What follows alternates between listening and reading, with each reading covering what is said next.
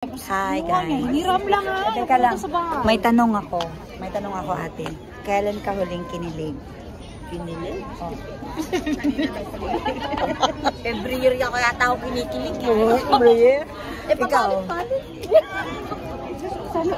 Sana all tayo papalit-palit. May nano ko, Ikaw? may nahuhuli ko, hindi kinaayaw mo. Oh, mabuti pa siya. Sana all. Ikaw, Ben. Wow! Sino? Pag-ihili lang pala sa kiligin. Ikaw, sis, kailan ka huling kinilig? lang. Wala, mabuti pa sila. Kaya, mabuti pa sila. Wala pa magtatanong sa akin? Kailan ka kinilig? August? Katapusan? Ako kinikilig ako every year eh. Every year din ako nag-move on. Uy, ang sakit kayo din mag-move on, no? Oo. No? Di ba sasabihin mo sa sarili Sa mo? panahon ngayon, pag Sige.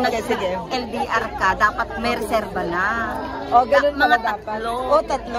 Ganun pala dapat. Oo, para pag inayawan ka, hindi masyadong masakit. Sige, so ganun yung gagawin natin. Ang title ng vlog na to, kailan ka huling kinilig, okay? Diba? May pa-vlog na ako. Oh my God. Okay, guys. Thank you so much. Thank you for watching. Bye. Hindi, ang tawag nito, ate. Kailan ba ako huling kinilig? Basta nung August yan talaga. Ayan ang mga alaga namin. So, bye. See you tomorrow.